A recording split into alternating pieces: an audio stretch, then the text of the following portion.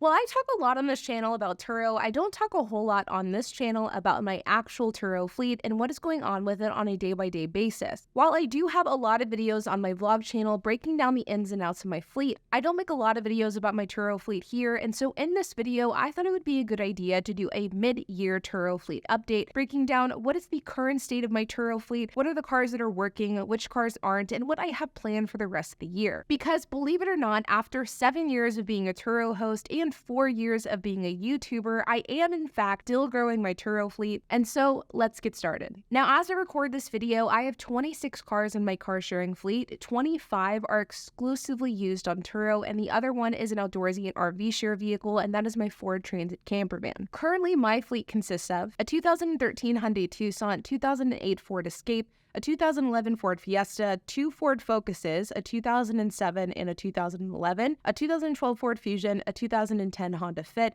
a 2015 Hyundai Elantra, 2 Hyundai Sonatas, a 2011 Hybrid and a 2013 model, a 2015 Kia Rio, a 2018 Lincoln Navigator Longboy, a 2011 Mazda 2, a 2012 Mazda 2, 2 Mazda 3s, one is a 2012 and the other is a 2011. I also have a 2010 Mazda 5, 2 Mercedes, one is a 2009 C300, the other is a 2013 C250. I also have a Scion IQ and 3 Toyota Yaris's, a 2007, a 2011, and a 2014, and I have a 2011 Volvo S40. We also have our 2014 Ford Transit camper van, which gets rented out on outdoorsy and RV share. And while these don't really count for our total fleet count, we do have 4 personal vehicles as well: my 1997 Toyota 4Runner, my 2021 Tesla Model 3 Performance, and my husband has a 1996 Ford Ranger and a 2020 Ford GT500. Now that brings us to 26 cars in our car sharing fleet as of today in August of 2024, and if you looked at my last update video, which was shot around Christmas of 2023, I had about 30 cars at that time. You may be wondering why my fleet has actually gotten smaller, and that's because 2024 has been extremely brutal on our fleet, and we've actually lost 5 cars in the last 7 months. Our 2011 blue Toyota Yaris was totaled on a Turo trip, as was our 2013 Mazda 3.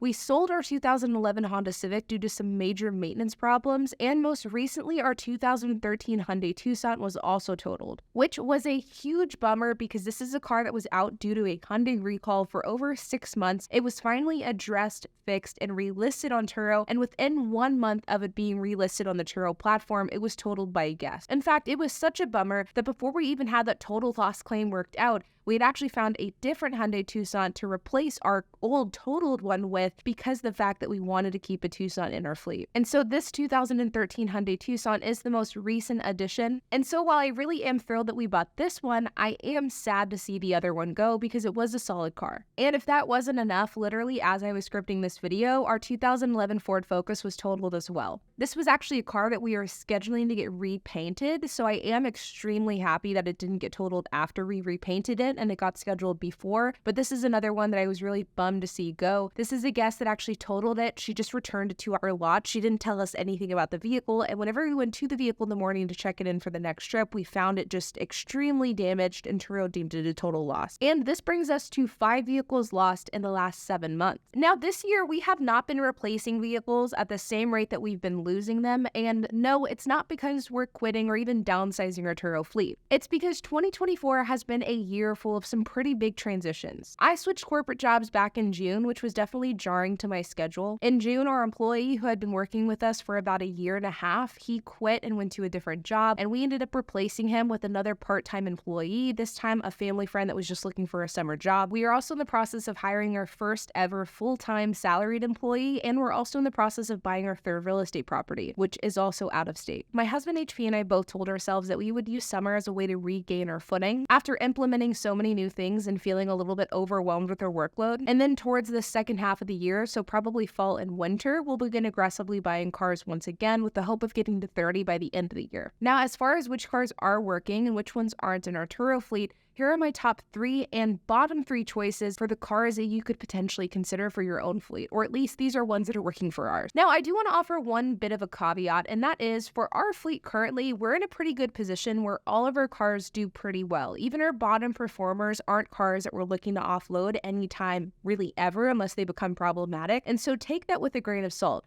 Our low performers are lower performing, but that doesn't mean that they're bad performing. So first is the underperformers. Our Mazda 2s are never cars that make a killing. I like the Mazda 2s. These cars are reliable, they have a lot of great features for the price, and I personally like the way that they look, but they are never top performers, and I think this is in large part due to the fact that we have a green Mazda 2 and a blue one, so these are a bit loud colors. Now, these are cars that I would buy again, especially at the right price, but I think that you need to pay close attention to how much you're paying for these cars, because I know for these two in my fleet, I do consistently have to lower the prices to keep them consistently rented, and I also wouldn't recommend buying a fleet of these cars either, because they're just not well utilized enough to get too many of them. For me, I would probably cap it at 2 or 3 personally, and I think depending on your market, you may be able to get a little bit more, or you may just need to stick to one. Next is the Lincoln Navigator. I like the Lincoln Navigator, and it actually is our top performing car in our fleet, but when you take into account how much the Navigator costs versus how much it makes, it isn't great. The Navigator also recently had to have a transmission repair, which cost about $4,000, which was a huge bummer. I definitely have a love-hate relationship with the Lincoln Navigator, and I'm gonna be honest, if I could go back in time, I probably wouldn't buy this car again. Last is the Kia Rio, a car that is fine now that the recall is addressed, but I don't like the manual windows and locks, I don't like the tan interior, and this is a car that I would not buy again, even if it was cheap. It does well on Turo, but when you take into account the 6 months it sat due to a recall, as well as some of the issues we had earlier on in our ownership, it just performs so-so. My experience with Kias has just been so tainted that I can't go into another Kia purchase feeling good about it, even though I understand the hypocrisy with that, given the fact that I am a big fan of Hyundais and these brands are virtually the same. But my luck with Hyundai vehicles has just been so much better than my luck with Kias, and as a result, I probably will never buy a Kia Rio again unless it's just such a stupid price I can't say no. Now on to the best. Our Mercedes do extremely well. We bought these Mercedes for $6,000 and $7,000, and we've owned them for a while now and both do very, very well.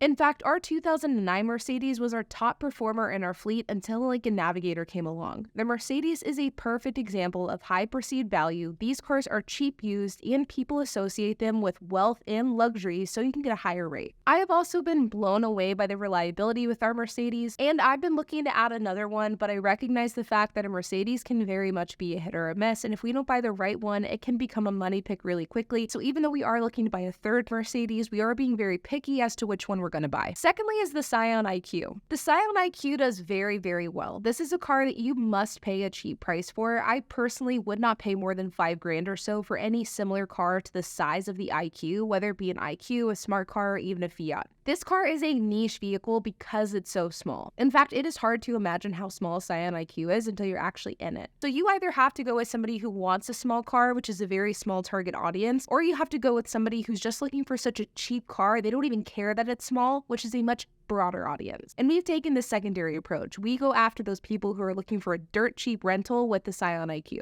I am constantly looking for a new Scion IQ to buy, and I'm even starting to look at smart cars as well, but I am a firm believer that you have to buy this car at an extremely cheap price, because if you buy this car at a premium price, you're going to end up setting yourself up to fail, because I do think that the Scion IQ has to be a car that's priced really aggressively in order for it to consistently stay booked out. For us, ours averages between $28 and $31 per day, but it is consistently booked out, and it's actually currently on a long-term rental that it's been on for over 40 days. And last but not least is our Ford Escape. Our Escape is the second oldest car in our fleet, and it is bulletproof. We've had this car since 2018, and it does extremely well. The 2012 is the last good year of the Escape, specifically with the 4-cylinder. So 2024 is going to be the last year where an Escape is going to be a worthwhile car to buy for your fleet. So we will definitely be prioritizing that, because come next year, these cars won't be good buys. Now, as far as which cars we're looking to buy in 2024, like I mentioned a second ago, we are definitely going to be buying an Escape or two. A 2012 4-cylinder is what we'll be aiming for. As I mentioned earlier, we will definitely be looking for another Mercedes, but we will be trying to find the right one, so we'll have to be patient.